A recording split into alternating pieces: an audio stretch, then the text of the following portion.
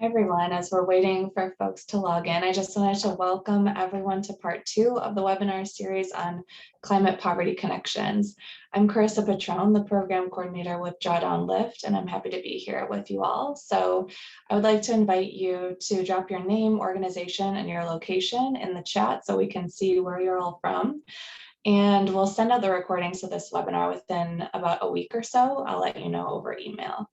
I now have the privilege to introduce our moderator for today's panel, Cheryl Margulies, who is the Executive Director at CARE WWF Alliance, which really brings together climate conservation and livelihoods with a particular focus on women. So thank you for being with us today. Great, thank you, Carissa. Good morning, good afternoon, and good everything to everyone. So as Carissa said, my name is Cheryl Margulies, and I'm the Executive Director of the CARE WWF Alliance, where we focus on integrated approaches to climate change led by women and girls. Welcome to part 2 of the 2-part webinar series hosted by Project Drawdown Lift. I'm happy to say that we have French translation available for our talk today. So you just need to go to the little icon at the bottom of your Zoom screen. It looks like a little world. Just be sure to mute the original language so you don't hear both at the same time. In the next hour, we are going to talk about the question, how can climate solutions contribute to boosting human well-being and alleviating poverty? And I'm so excited to be part of this conversation on conservation health, education, and climate adaptation. I really believe that all of these components need to be a part of the solutions that we're designing to address climate change, particularly if we want to create long-term sustainable solutions. So I'm thrilled to be here today with each of these amazing speakers to hear their thoughts on how we can create integrated solutions. I'm joined today by Kristen Patterson, who is the inaugural director of Drawdown Lift. Kristen has over 20 years of experience in community-driven development, global health, and environmental conservation. She leads the team at Project Drawdown. Rajan Chakraborty is the Senior Program Manager of the Climate Change Program with BRAC in Bangladesh. Tapish has worked in the field of climate change and natural resource management for over 20 years. He's also a member of the Drawdown Lift Advisory Council. Portia Kufour is the Enterprise Development Manager with CAMFED, which is the Campaign for Female Education. Portia focuses on advancing opportunities for marginalized rural women to build sustainable and profitable livelihoods in Africa. And finally, Alice Masharia, who is the Vice President of Africa Programs with the Jane Goodall Institute, or JGI as we call it, where she leads programs to conserve chimpanzees while living in peaceful coexistence with their neighboring human communities. Alice is also a member of the Drawdown Lift Advisory Council. So our game plan for the next hour is, first, I will hand it back over to Kristen Patterson, who will tell us about some of the key findings of their new report on how climate solutions can boost well-being and alleviate poverty. You should definitely get a hold of this report and read it if you've not yet had the opportunity to do so. There'll be a link for it at the end of our talk. Then we'll talk with our panelists a little bit how they view climate solutions in their work and how that relates to well-being.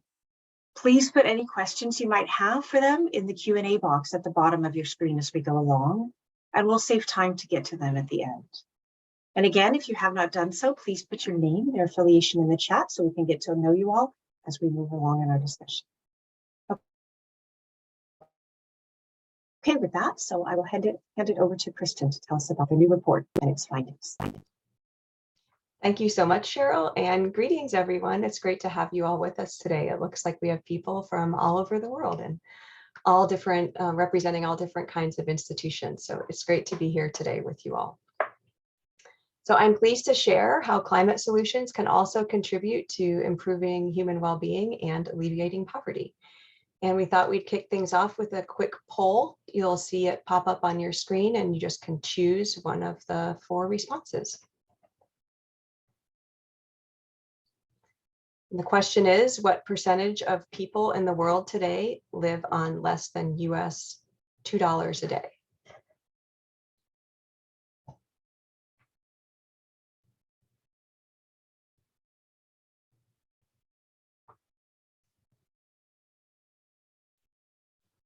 Okay, I think we can go ahead and share the results.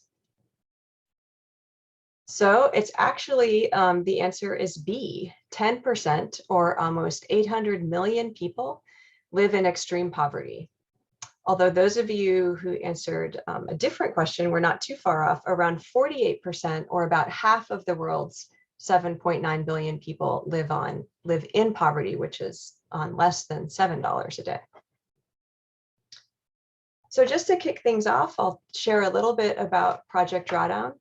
You might be wondering, what is drawdown exactly?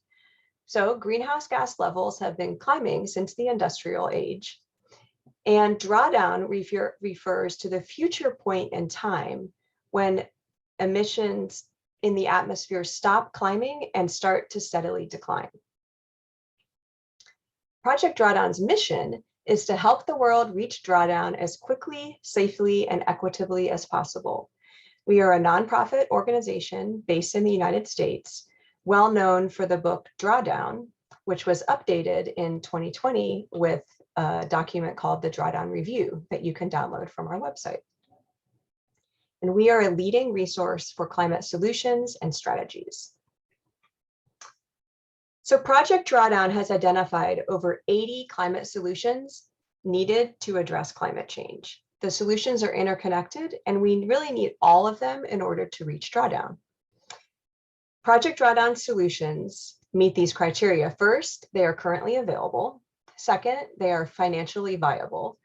Third, they have the proven potential to reduce greenhouse gases in the atmosphere. And finally, we have sufficient data available to model the level of greenhouse gases that can be mitigated, reduced, or sequestered with each solution. Atmospheric greenhouse gases come from 5 major sources shown here: electricity production, food, agriculture and land use, industry, transportation, and buildings.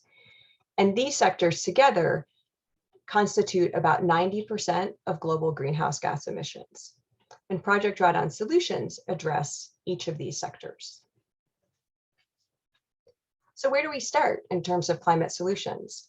First, we can reduce the sources of greenhouse gases by shifting to renewable electricity, increasing energy efficiency, and shifting diets. Second, we can support and enhance the natural sinks of carbon dioxide found in nature by improving agricultural practices and protecting and restoring ecosystems. Finally, we can address inequities in societies through people-centered solutions like voluntary, rights-based family planning and universal high-quality education. Taken together, these are the 3 interconnected areas of the drawdown framework for climate solutions that we must pursue individually and globally. Climate change and poverty are inextricably linked. People living in extreme poverty, particularly women and children, are more vulnerable to natural disasters and commonly live in regions that have been and are projected to be heavily impacted by climate change. In low and middle income countries, addressing climate change and improving the well-being of people can and should happen simultaneously. Our Climate Poverty Connections report, which we released recently, summarizes the evidence around the human well-being co-benefits of climate solutions, particularly for people living in rural communities in sub-Saharan Africa and South Asia. We recognize that people in these communities are often first and worst impacted by climate change, yet have contributed the least to the current crisis. While the solutions analyzed by Project Drawdown focus on reducing emissions, the subset of solutions included in our Climate Poverty Connections report all have multiple co-benefits for both climate mitigation, adaptation, and resilience. We identified a subset of 28 of Project Drawdown's climate solutions that generate significant co-benefits for poverty reduction and overall well-being, shown in colored bubbles here. The gray bubbles are other Project Drawdown solutions that we did not include in our report. We grouped solutions with similar human well-being benefits together For example, tropical and temperate forest restoration and protection, grassland protection, coastal wetland protection and restoration, peatland, and indigenous peoples forest tenure have similar co-benefits. And so we group those together on the right in the brown bubbles. Thus, our report focuses on 5 groups of climate solutions: improving agriculture and agroforestry, providing clean electricity, protecting and restoring ecosystems, fostering equality, and adopting clean cooking. Today, we'll focus on 2 of these solutions groups: protecting and restoring ecosystems and fostering equality. In our webinar last week, we covered the other 3 solutions groups. And if you missed that webinar, it will be posted soon online. So to assess the evidence of these 5 solutions groups on poverty alleviation, we looked at 12 dimensions of human well-being. The 12 dimensions are based on the donut economics framework, which focuses on ensuring that people can thrive while also preserving the health of the environment. We use the DE framework for 3 main reasons. First, its explicit inclusion of gender equality. Second, its adaptability and flexibility.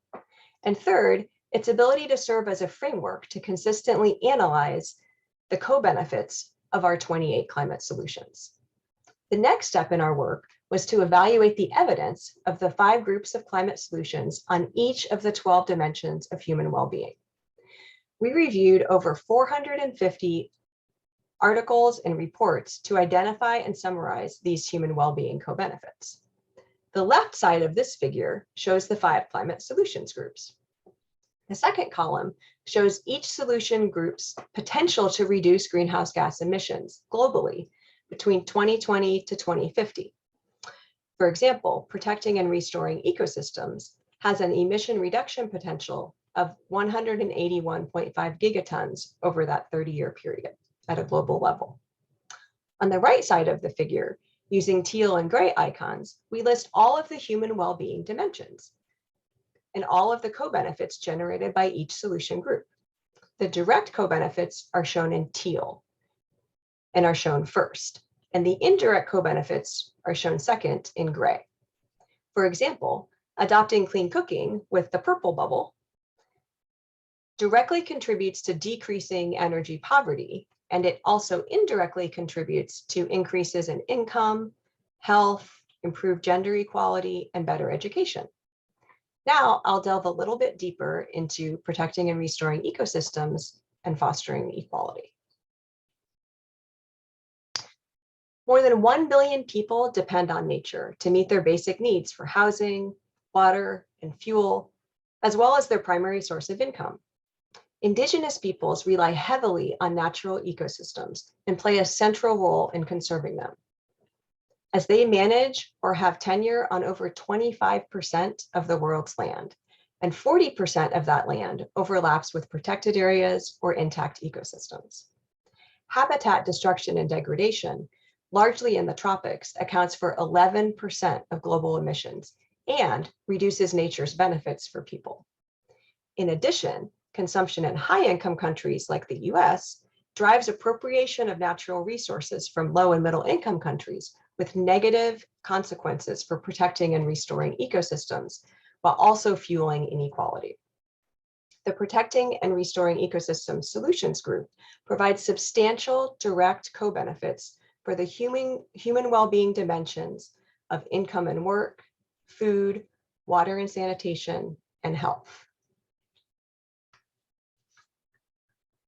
Secure land tenure is one component of Protecting and Restoring Ecosystems Solution Group.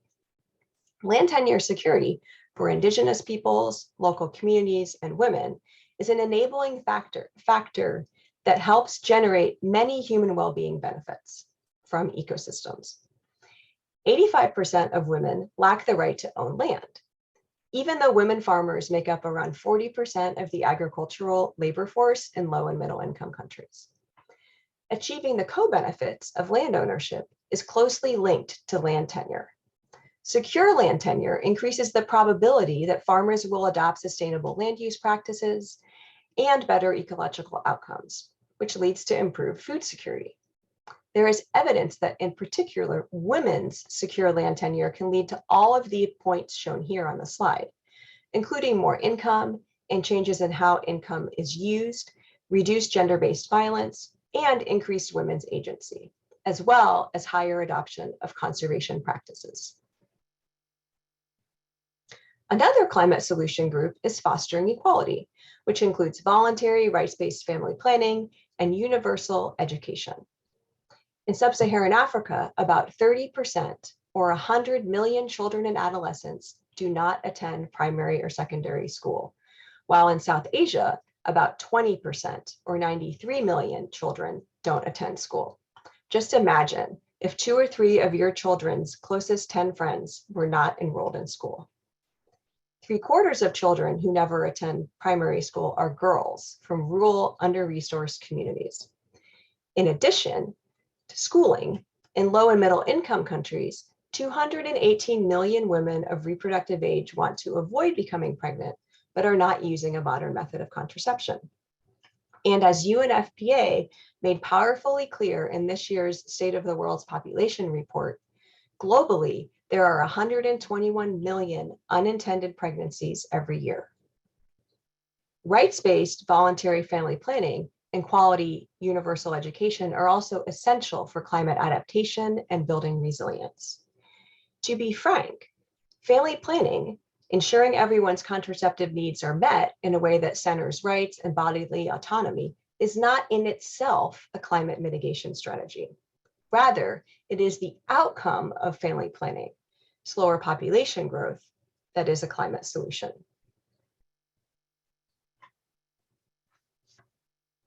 The systems diagram shown here highlights the human well-being co-benefits of implementing fostering equality, shown here on the left in the brown bubble. On the right, we show human well-being dimension benefits that implementing this solution can generate. A co-benefit is direct, shown by the thick gray lines, if there is an explicit link between the climate solution and that dimension of human well-being. A co-benefit is indirect, shown by thinner gray lines, when a direct co-benefit enables other co-benefits.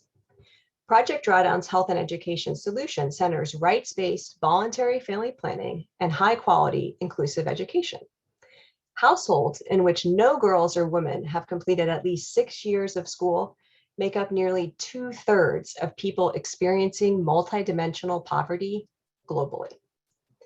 Meeting women's contraceptive needs reduces maternal mortality and has numerous benefits. In fact, we can see here that fostering equality yields co-benefits for all 12 dimensions of human well-being, more than any of the other 5 solution groups. This solution generates substantial direct benefits for health, education, income and work, food, and gender equality. In addition, it provides indirect benefits for social equity, water and sanitation, energy, networks, housing, peace and justice, and political voice.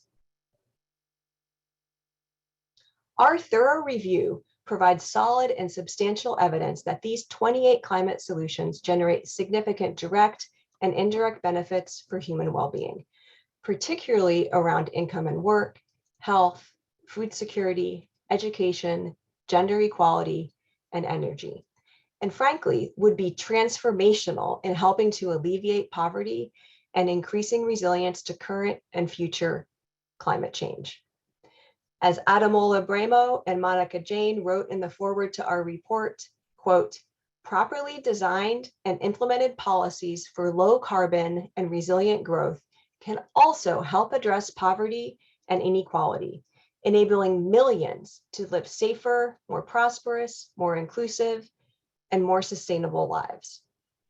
There don't have to be trade-offs between boosting human well-being and taking action on climate. We are eager for our report to be used by decision makers, policymakers, the private sector, and donors to shift programmatic and funding strategies around climate and poverty solutions and prioritize solutions with clear, direct benefits that also boost human well-being. You can download the report from the homepage of our website, and we'll be dropping the link in the chat if we haven't already. And now I'd like to turn it back over to you, Cheryl, and our panelists. Thank you. Oh, thank you, Kristen. What a great resource that report is going to be for all of us working in that field. So with that, we want to now turn to our speakers. And again, our game plan for the hour is to talk with our speakers, ask a few questions that we have about their work, and then we will turn to questions that you might have for them towards the end of the discussion. So my first question is for you, Tapash. This report concludes that there are various climate solutions that can address climate change, enhance resilience, and contribute to poverty alleviation. I wonder how you've seen this in your own work and whether you can share an example of what this has looked like in your work. Yeah, see, one thing is Bangladesh, I'm from Bangladesh, and this is located in the South Asia. And on our extreme north, there's the Himalayan, and the Bay of Bengal is in south. So it's located in the sandwich location. And here in the presentation, the process, those are mentioned, like the forest protection, coastal wetland protection, and protecting the ecosystem. In BRAC, we are doing this through mangrove regeneration. We are generating mangrove in the coastal belt.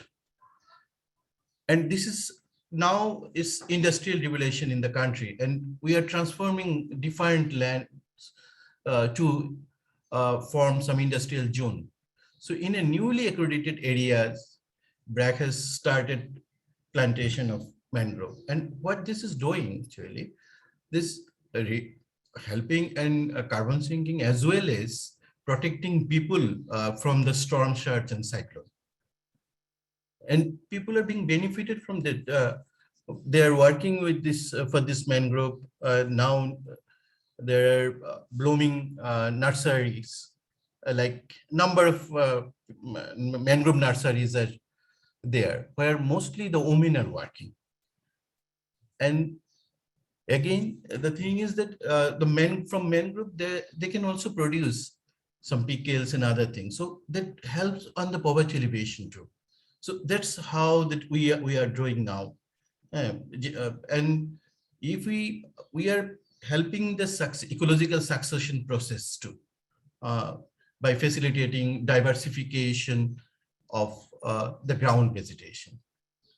So this is how in Bangladesh, not only BRAC and other organizations are doing, protecting the forest, regenerating the mangroves and other forests. Thank you. Great. Thank you, Tapash. I think mangroves are such a great example of something that has so many different benefits. Now, my next question is for Portia. So we know that education is such an important aspect in climate action, but realistically, we also know that women and girls face so many barriers when they're seeking out knowledge and education. Can you speak to some of those barriers in your work and more importantly, how you help to address them at camp? Oh, and thank you for your question and thank you for having me. Just to provide some context, CAMFED works in marginalized rural communities across sub-Saharan Africa. And in the communities where we work, we have seen firsthand the power of education to transform the lives of girls, to inspire active citizenship and uplift whole communities. However, we're also seeing that several factors inhibit girls' access, retention, full participation, and completion of school. So I'm going to speak to some of the main barriers that draw girls out of school. And the barriers to education are complex, they're multidimensional, but they're mainly steeped in extreme poverty. The first one I want to talk about is cost. Cost remains a key prohibitive factor, leading to many more offsets. And even where governments have implemented free education policies, we see that parents sometimes have to make tough decisions, for example, between providing food for their families or spending money on things like sanitary towels to enable the girls to go to school. And then the next thing I want to tackle is climate change related barriers. So climate change and its effects. multiplies the barriers to girls' education. And one second, my internet is unstable, sorry. Climate change multiplies the barriers to girls' education, and extreme and unpredictable weather, leading to low yields and harvest losses, means that families' incomes are reduced. And when the family's income is reduced, you know, the knock-on effect is reduced ability to support their girls. Low household incomes and climate-linked poverty puts more girls at risk of child, early, and forced marriage, which takes the girls' right to education and her long-term well-being. Hunger, as a result of low yields, is another factor, increasingly taking girls out of school. A hungry or malnourished child is unlikely to walk the long distance to school or even concentrate when she makes the journey to school. And then there are, you know, gendered norms and expectations. For example, the expectation for women and girls to fulfill household chores. And also in the context of climate change and resource depletion, we find that girls in particular need to travel long distances to find firewood and water for farming and household purposes. And this also takes girls out of the classrooms or limits the time that they spend reading their books. And then the third thing is barriers that are incidental to our deep rural context. Comfort, as some of you know, operates in largely under-resourced areas where, you know, the barriers to girls' full participation in education are multiplied.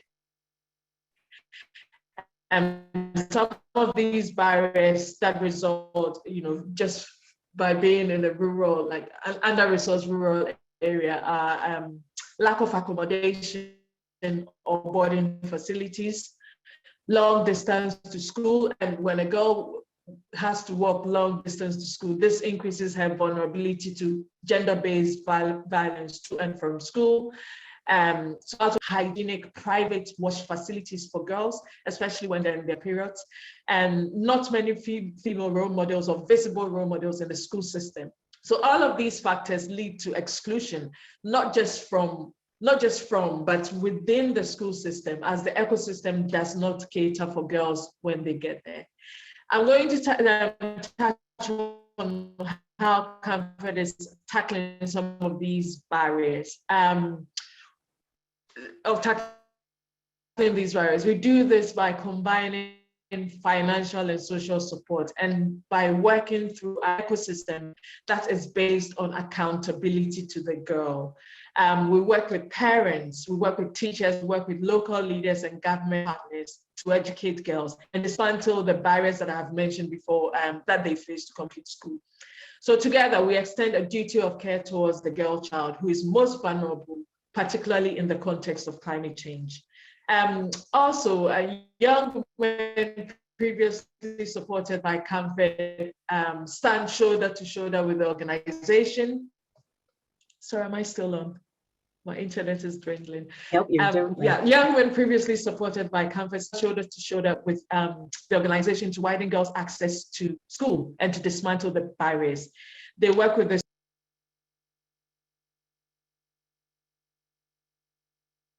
Okay, I think we lost Portia for a minute, but hopefully she can rejoin us. And I think that her examples are such a great thing for us all to pay attention to. Girls' education has been demonstrated as such a foundational component in all of our work, and yet there are all of these great challenges to overcome to be able to link girls and women to education. So Alice, let's now turn to you. My question for you is, in your work, how do you balance the livelihood and health needs for people and protection of animals to ensure that both people and chimpanzees, in the case where you work, can coexist in harmony? Great question. I think that's something that, we as conservation organizations continue to strive for, and especially here at JGI, with more than, 80% of key biodiversity found in areas that are outside of protected areas. We have to work with local people and indigenous communities in order to achieve both the conservation outcomes, but also the needs of communities. So at JGI, we use a community-led approach, which is called the Takari approach. It's science-driven, it's collaborative, and it really strives to work with communities, assure the communities, women, men, youth, and also institutions, so that they can drive both the development and conservation decisions in their landscape. And we see that this is really interconnected in terms of their livelihoods as well as on conservation, and on wildlife as well as the habitat. So it's really important that we do this in a very integrated way. We also use the open standards for the practice of conservation. And so what this does is it enables us to identify the conservation targets. So in our case, it's chimpanzees as well as chimpanzee habitats. And then we also have the human well-being targets, which are really important, as Kristen also mentioned, in the introduction, in terms of the results of this fantastic report. And so once we're able to link the contributing factors that are either leading to a reduction in terms of the biodiversity, as well as a reduction in terms of human well-being, those are the intersections that we work with. So for example, we talk about, and this was also mentioned in terms of shifting agriculture as being one of the threats in terms of degradation of forests as well as habitats in the areas. And this affects chimpanzees as well. And so how do we address shifting agriculture so that we are able to preserve those forests? So at JGI, we come up with solutions. We work with communities so that we are looking at shifting agriculture, they're going into the riverine forests. And so what are the alternatives in terms of sustainable agriculture closer to their home that enables us to protect riverine forests, but they're also able to get the yield that they need? So in some of the projects that we have, agroforestry is one area we've been really focused on in terms of working with communities so that they get both, fruit trees, but also hardwood trees that they can use for their day-to-day in terms of construction. And then also looking at things like composting. So we've been working again in Western Tanzania to really, support the communities so that they can apply composting, which enables them again to farm close to their houses, to have the yield that they need, and really stop, individuals from going into the riverine forests, which are key habitats for communities. In terms of reproductive health or health in general, I think this is another key intersection point in terms of looking at chimpanzees and diseases that they are more susceptible to, and then looking at the human community. And so, how do we ensure that the health and well-being of communities is high, as well as that of chimpanzees? How do we ensure that, diseases that can jump from both wildlife, domesticated animals and individuals are really kept at a minimum? And so this is an area that, we're looking at in terms of both health, access to health. A lot of the communities that we work with who are really found in the margins close to, areas of high biodiversity, in most instances are very far away from government-supported services.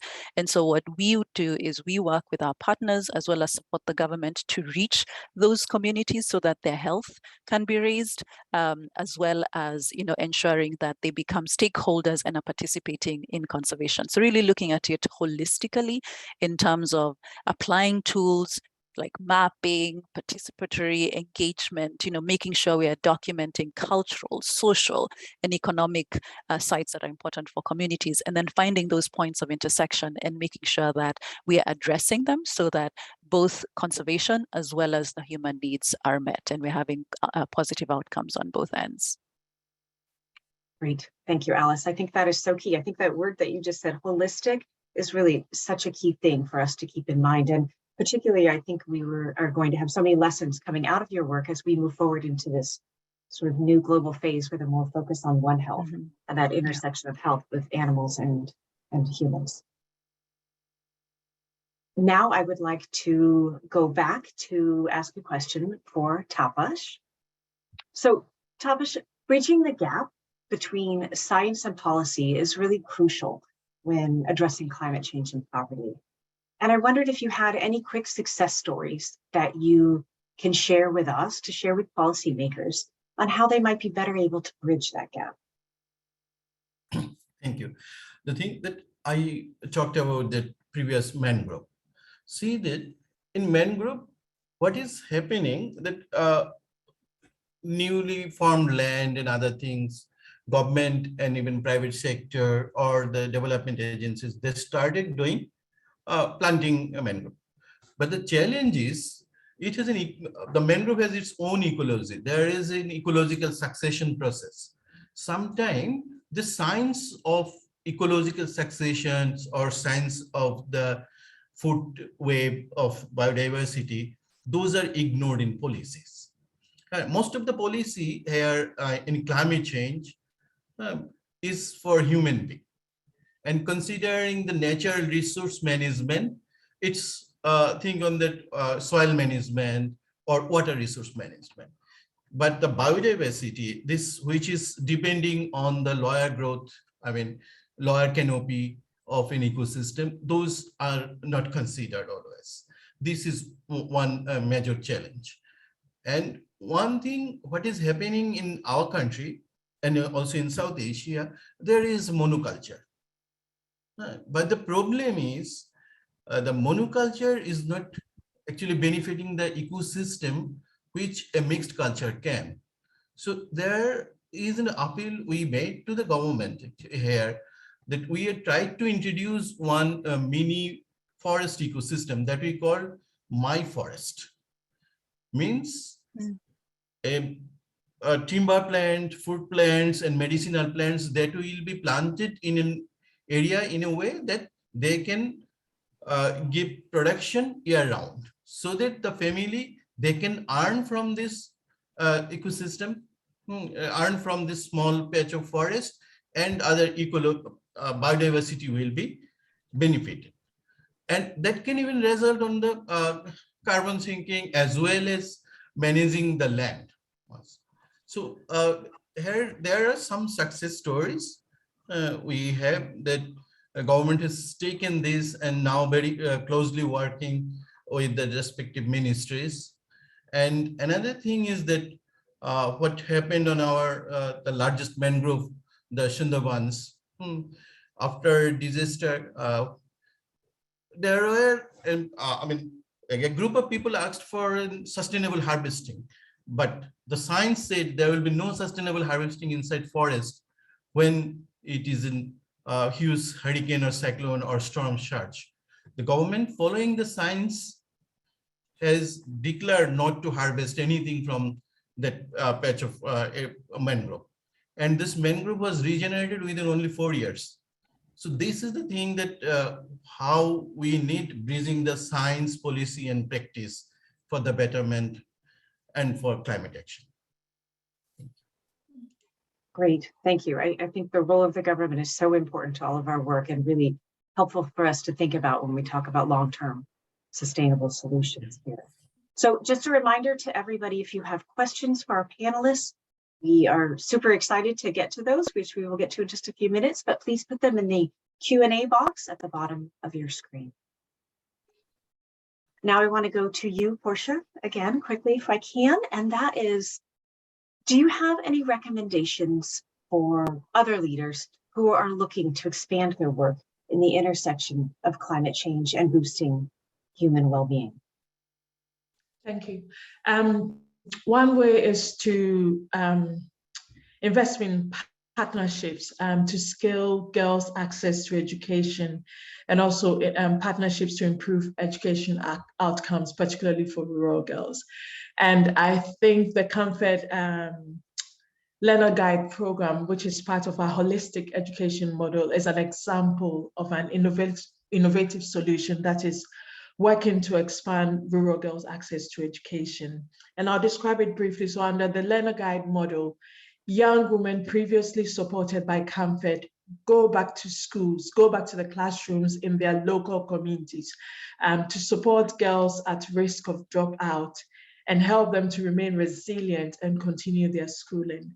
They use a Comfort life skills curriculum that teaches young learners active citizenship, self-awareness, how to be confident, how to be kind, how to take care of their well-being. And in addition, the learner guides themselves share their own intimate experience of exclusion from education.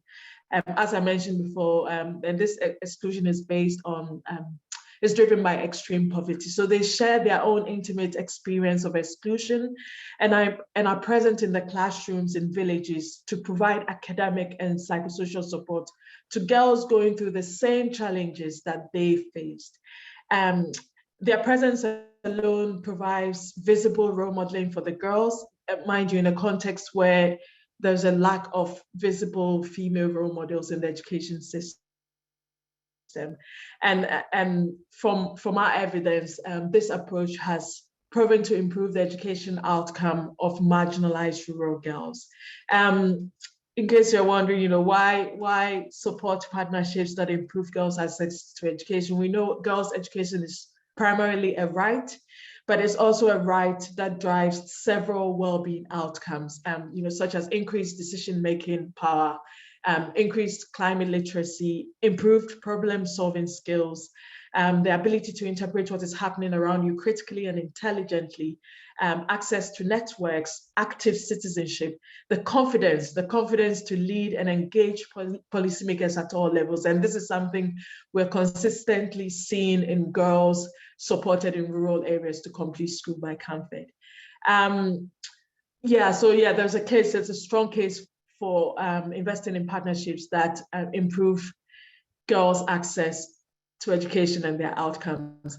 Other ways to support will be to engage with initiatives or partnerships that are looking to scale or integrate climate education into the education infrastructure. And again, there's an opportunity to invest in solutions that have worked and then bolt onto the education infrastructure. And the CAMFED Learner Guide program, again, is an example where we're providing life skills, as I previously mentioned, life skills training to rural girls to enable them to remain resilient under climate change. Our expectation is to reach about 10 million young people in rural Africa by 2035. The learner guides will be playing a key role in delivering climate education to millions of rural school children. And as I said, this will bolt onto the scaling, will bolt onto the existing education infrastructure. Another thing that works in this area is partnering. So partnerships with traditional leadership or a local convening authority to provide local backing and women's access to productive resources and assets. And we've seen this in some of our programs where traditional leaders have gifted CAMFED land. In Zambia, in Chinsali, one traditional leader gifted the young men land. This land is currently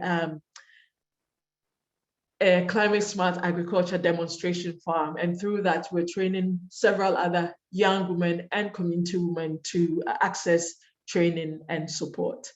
Also, if you're scaling resilience and adaptation programs, it's always good to partner with agriculture ministries and agencies to scale climate action.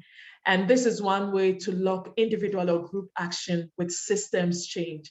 So first of all, by doing this, by partnering with agriculture ministries and agencies or relevant agencies, you're ensuring that you're aligning your interventions with the national strategy or with national priorities. So for example, in our work, we work with ministries of agriculture. We engage the ministries to develop our climate smart agriculture program. And we also involve these public partners or officers, extension officers in the implementation. And when you do this, you embed a systems lens, end to end.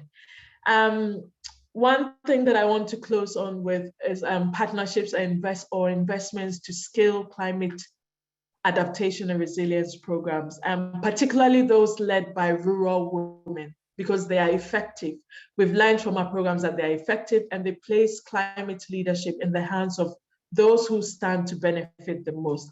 I'll give an example, which is the Comfort Agriculture Guide program. I think it's a good model to scale. In 2019, this program, the Comfort Agriculture Guide program, received the UN Global Climate Action Award. And our climate smart agriculture guides, who are young women who were previously supported by Comfort, were recognized in the Women for Results category, which celebrates activities that demonstrate the critical leadership and participation of women in addressing climate change.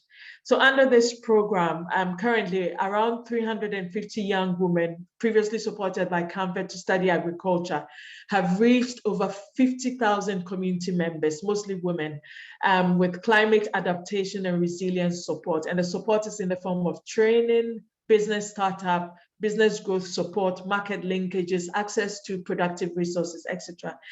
The young women guides also work with mothers for food resilience by supporting local rural mothers to grow climate smart nutrition farms and gardens.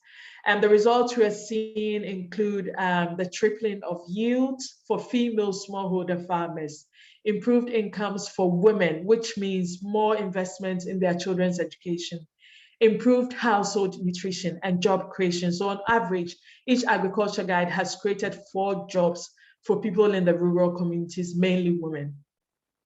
I wanted to share, some key success drivers for those thinking of implementing similar programs, such as this, or investing in a program such as ours. One of the key success drivers is that the model leverages young women's intimate experience of the rural context.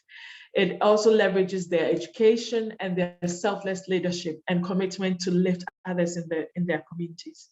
Also, we involve the young women in the process end to end. So young, educated, rural-based women will often share their lived experience, and this puts a human face to the existing research evidence.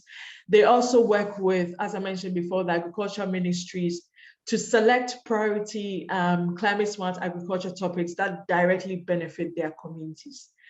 Another success ingredient for this model is our innovative social interest model, where young educated women leading Comfort programs receive skills training and an internationally recognized qualification to enable them to access teacher training and employment. And they also access collateral-free loans, and in exchange, they volunteer as guide, and they don't have to pay financial interest on their loans. They just have to volunteer on our programs. And so to conclude, we know that Africa has a growing youthful population, and we have a real opportunity to build green skills to meet the continent's job deficit. And investing in programs that have successfully leveraged the capacity of young women, especially rural women, to lead and scale climate action makes sense, because it places resources in our breadbaskets and in the hands of women who are primary food producers, stewards, and resource managers at home. And therefore, they have a deep understanding of the needs of their families and their communities.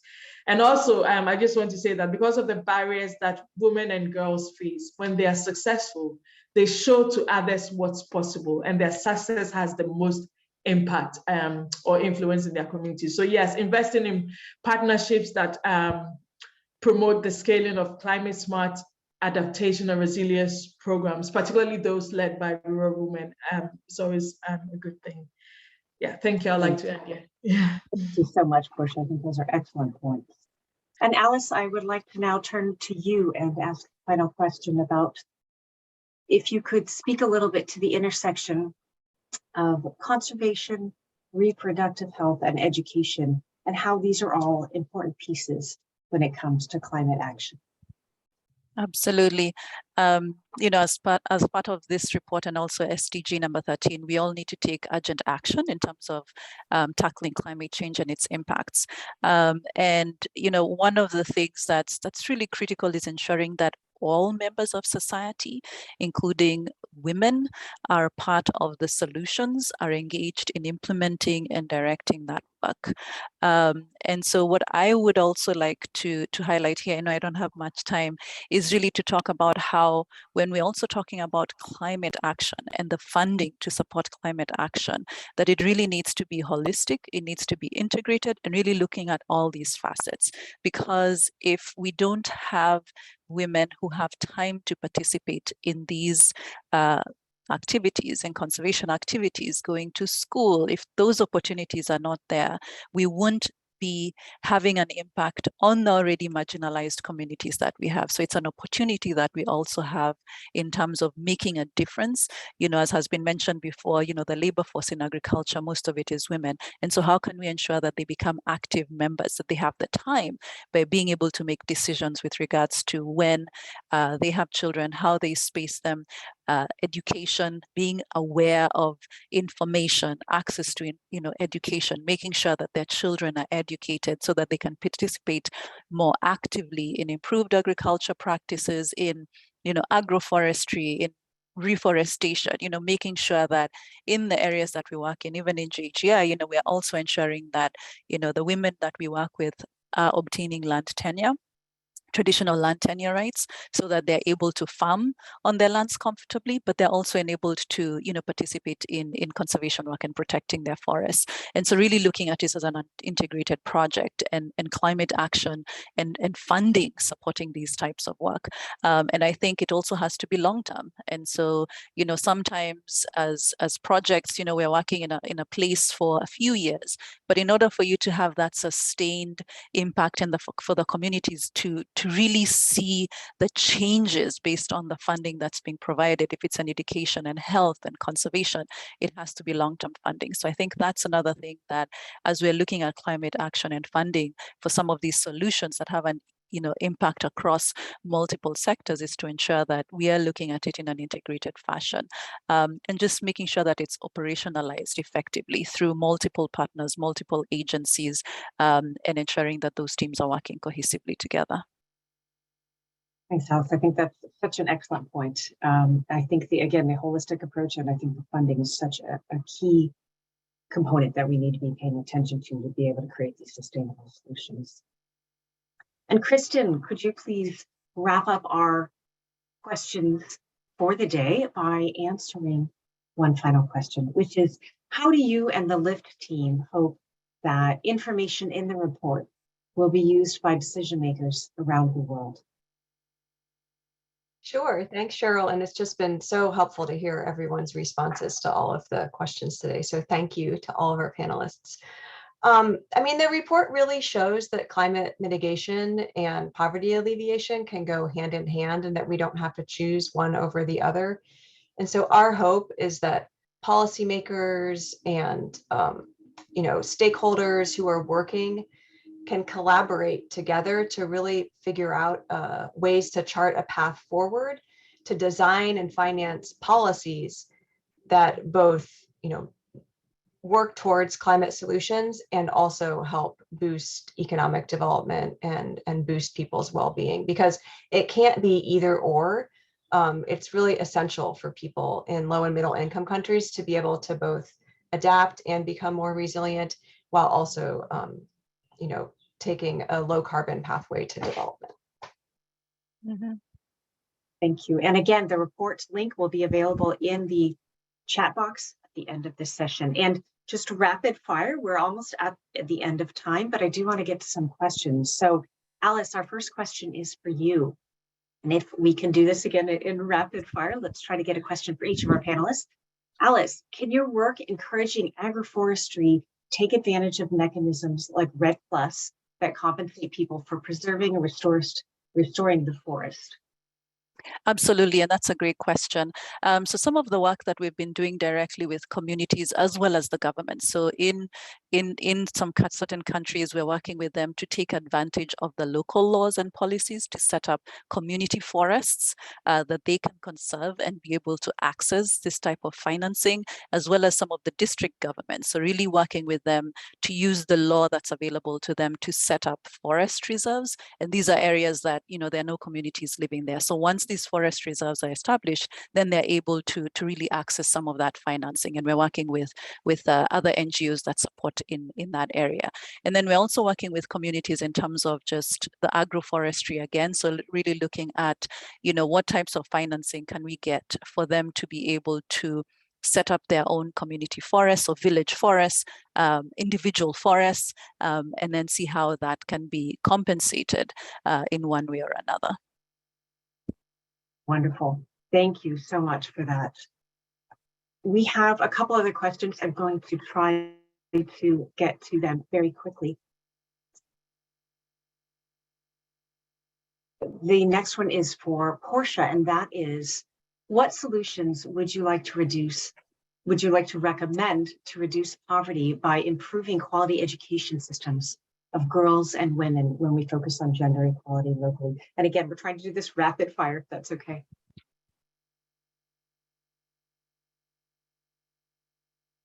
Portia, do we still have you? We may not. Oh. Yeah, her internet might have cut out again. Okay, I think that she has probably.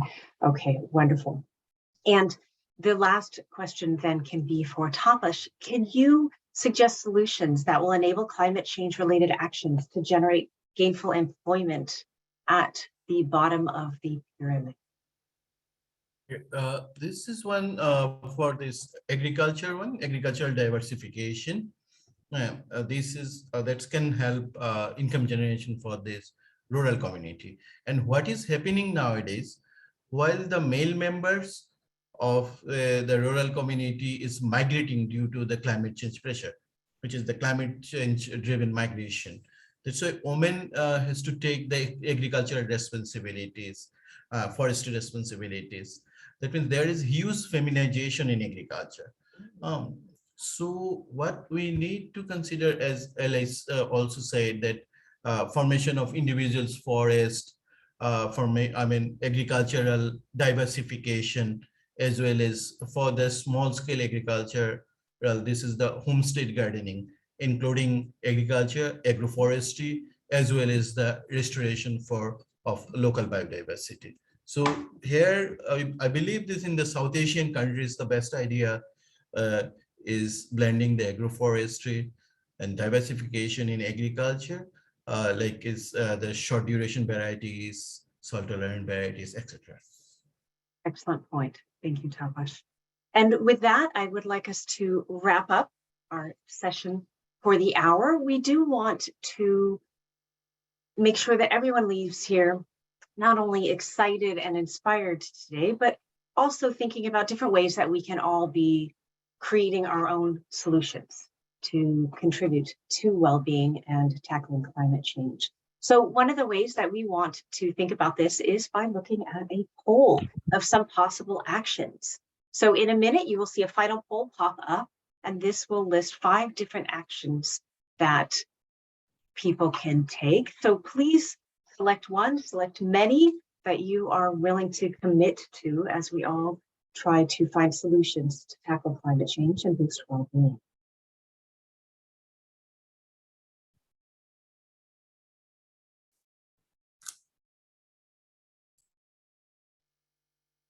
I think with that, we can probably close the poll if everyone takes a minute to do that. Great. And we can see that we have a lot of different commitments, which is wonderful, particularly to support sharing and knowledge exchanges, which is such an easy and yet such an effective way to create solutions. So again, I want to thank all of our speakers for being a part of this discussion, and thank you all for joining us to help us think through these different solutions to climate change. And with that, I want to hand it back to Carissa to close the program. Thank you. Thanks, Cheryl. First of all, I would like to express my gratitude for all of our speakers, Tapas, Portia, and Alice, for your time. I would also like to thank Cheryl for your great moderation skills as well. And we appreciate all the attendees who joined us today. We'll be sending you a follow-up email with the recording probably within a week or so, and that will end up on our YouTube channel as well for your review and for sharing with colleagues as well. And thank you all for joining, and I hope you have a great rest of your day. Take care. And a everyone. final thank you for our translators. Thank you. Thank you. Thank you all. Take care.